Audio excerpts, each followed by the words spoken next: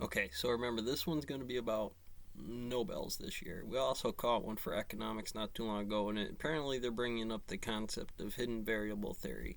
One of the cookie crumbs on Einstein and Copenhagen's desk there. I forget what his name is. You'll see him fighting here in a second. They're pushing for the thesis. Einstein says, like, well, they're all g equals the square root of m1, m2 over r, no matter what increment. PSIs, well, PSIs is gravity over the square root. The plate that you use to freeze time in that wave function of the throws of metrics is what Copenhagen's interpretation of the range of black bodies is about. So we'll use what material we get here. The Nobel Prize in Physics is typically awarded to scientists who make sense of nature, those whose discoveries render the universe more comprehensible. But the 2022 Nobel has been awarded to 3 physicists who revealed that the universe is even stranger than we thought.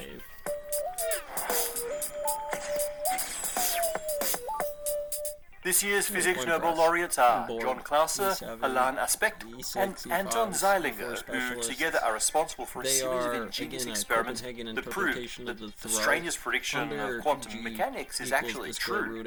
It's the prediction that Einstein refused to accept.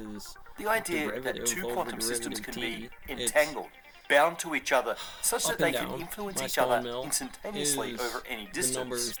This spooky action at a distance, as Einstein called it, is in seeming violation of his own theory of relativity, which tells us that no causal influence can travel faster than light. Clauser and Aspect achieved the rarest of feats. They proved Einstein wrong, while Zeilinger greatly advanced our understanding and practical application of the phenomenon of quantum entanglement. Of course, we've talked about quantum entanglement once or twice in the past. But today, I want to tell you about a series of brilliant experiments celebrated by this year's Nobel. Let's start with a simple thought experiment. You have 2 balls, one black, one white. You close your eyes, shuffle the balls, and place each in an identical box. You put the first box in a rocket and send it to the moon. Well, you keep the second box with you. There's this cut saw. While that box is closed, the ball on the moon has a 50-50 chance of being black or white. You open your box and you instantly learn the color of the ball on the moon. Sure. So, did you cause information to travel faster than light? 9.8 meters per second. Of course not. The information about the ball's colors was always there with the balls. You just learned which was which. But now imagine that these are quantum balls with entangled quantum colors. According to quantum mechanics, we not only don't know which is which until the box is open, but the colors of the balls are fundamentally undefined. Each ball is in a superposition state of maybe black, maybe white, until a measurement is made. Opening your box causes the observed ball to have to choose a color state, which then forces the ball on the moon to choose the opposite. Now you really do seem to have an effect that travels faster than light, with the ball on the moon switching from a superposition state to a defined state as soon as you make your observation. These quantum balls could be any particle from subatomic to molecular scale, and the entangled property could be spin, momentum, or any other quantum property. But why do we have to accept this wacky interpretation? Is there any real difference in the result of the experiment if the color of the balls is defined at the beginning versus when the box is opened? Why even propose this entanglement and superposition stuff? Well, because quantum mechanics in its standard form says so. Quantum systems are described by a mathematical object called the wave function, which evolves according to the Schrödinger equation. The joint wave function of 2 entangled objects only contains information about the correlations between those objects, not about their specific values. They only gain specific values when observed and the wave function collapses. For our quantum balls to know their own color the whole time, there would need to be extra information not contained in their wave function. There are a few different interpretations of quantum mechanics that allow this hidden information, and they are collectively known as hidden variable theories. Einstein thought that such hidden information must exist, while others, like Niels Bohr, insisted that the wave function was the complete description of a quantum system. In almost every scientific debate, physicists side with Einstein, but not in this case. The field theory quantum mechanics was just too successful, and Niels Bohr was aggressive in pushing his Copenhagen interpretation. It became dogma. Well, for a while, it was career suicide to question the orthodoxy. For example, by researching hidden variable theories. David Bohm got the worst of that with his pilot wave theory, which we talk about in another video. John Stuart Bell was another hidden variable heretic.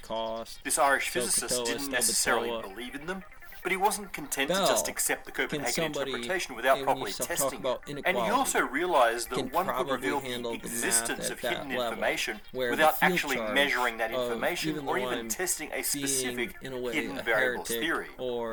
We've talked about these Bell tests previously, if you want to see exactly how this works. In short though, in 1964, Bell came up with his Bell theorem, which shows that there should be a particular statistical correlation between the measured properties of entangled particles if the particles themselves hold the information about their internal states, and a different statistical relationship if those properties really are decided at the moment of measurement. In particular, the so-called Bell inequality would be true if there are hidden variables contained in the particles and violated otherwise. Finally, there was a real test that we could use to check for hidden variables.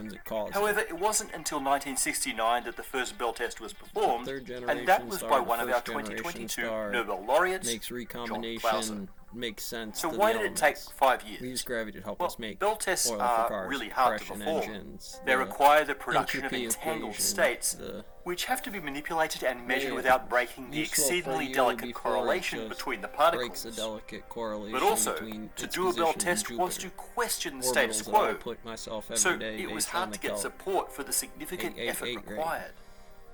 Clauser talks about the time he proposed his idea for the experiment to Richard Feynman, who promptly kicked him out of his office. Apparently Feynman thought it was pointless because standard quantum mechanics was clearly correct. Clauser and his student Stuart J. Friedman were not to be deterred.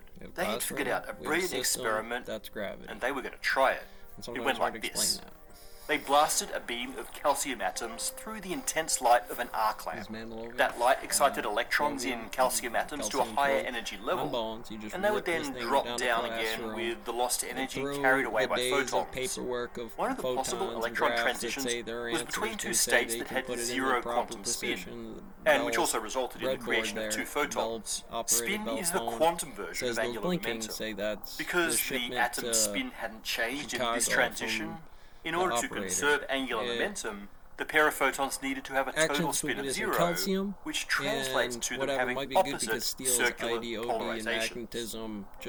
Standard quantum mechanics says that those polarizations are undefined until measurement, when they will always turn out to be opposite to each other. Hidden variable theories, on the other hand, allow the polarization to be set at the moment that the photons are created. By measuring those polarizations, by passing both photons through polarizers, Clauser and Friedman could perform a Bell test. Bell inequality was convincingly violated in their experiment, which means quantum mechanics was working exactly as expected, implying no hidden variables, just as Feynman told them. But the case wasn't quite closed.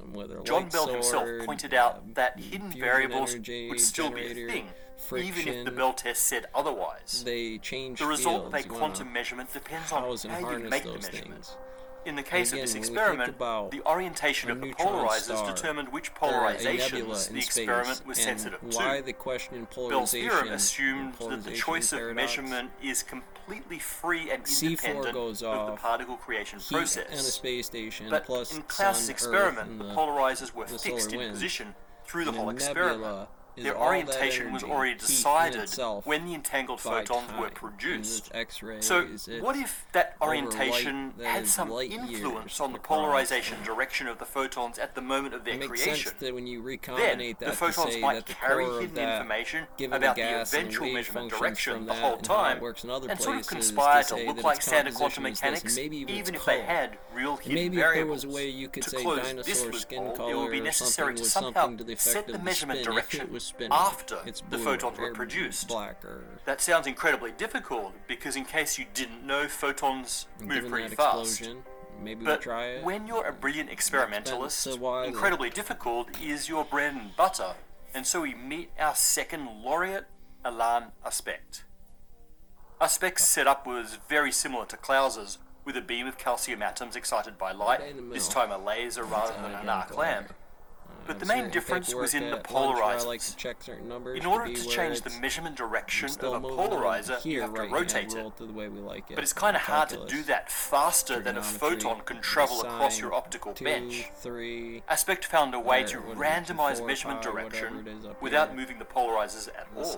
The trick was to use a type of transducer, in this case a chunk of quartz, that bends the path of light in different ways depending on whether the quartz is vibrating. And that vibration can be turned on and off with an electrical current. That means our entangled photons could be sent to different polarizers depending on an electrical switch. A switch that could be turned on and off quickly and randomly in the tiny intervals between the creation of the photon and their arrival at the transducer.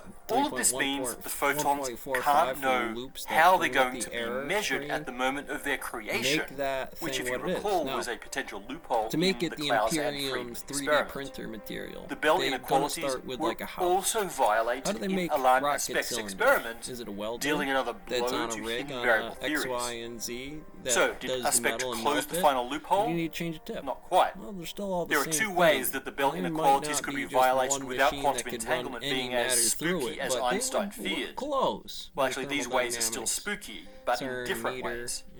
Now, the first loophole I already mentioned.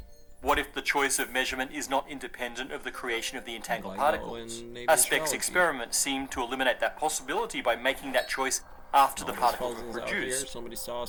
But what if the random number generator controlling the transducer wasn't really random? After all, signals could have traveled to both the calcium atom and the random number generator from some common influence, causing them to conspire to violate Bell inequalities. This is the idea called superdeterminism, basically stating that the particles are not only correlated with each other, but also with the random number generator or the physicist choosing the measurement direction. So, ultimately, the universe has no choice but to always hide the existence of hidden variables. Now, we've discussed superdeterminism before, so you can decide for yourself whether that's a reasonable idea, but John Bell certainly did not think that it was plausible. But even without superdeterminism, there's another loophole. Bell's theorem can be used to rule out the existence of local hidden variables. It can rule out that the secret information about the entangled particle states lives in the particles themselves. That's what local means here. But there could still be hidden variables that exist in the global wave function of the entangled particles. Clauser and Aspect's experiments ruled out local hidden variables, but that may mean they ruled out locality rather than hidden information.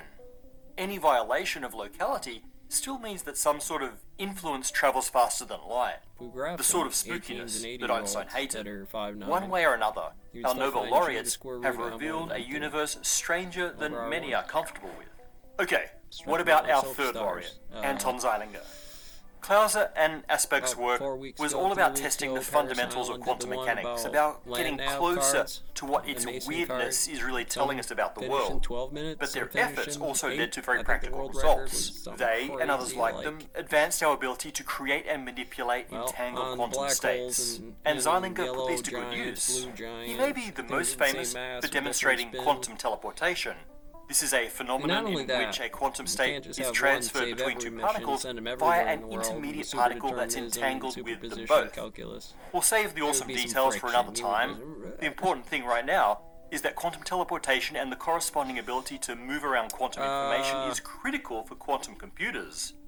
Zeilinger is responsible for a number of advances in manipulating entanglement and has applied these to quantum cryptography and to the development of quantum computers. This is a rare episode of space-time in which both Einstein and Feynman were wrong. Einstein, because one way or another, the quantum world is indeed quite spooky. And Feynman was right in thinking that Clauser would never disprove standard quantum mechanics, but he was wrong in thinking that Clauser shouldn't try. Because science only moves forward when we try to push its theories to the breaking point. We learn something whether they break or not. And perhaps we find technologies that will be useful in ways that no one could have predicted. In this case, our better understanding of quantum entanglement has brought us very close to the age of quantum computing and quantum cryptography. All because a few scientists were willing to challenge the status quo and seek the hidden secrets of space-time. Before we get to comments,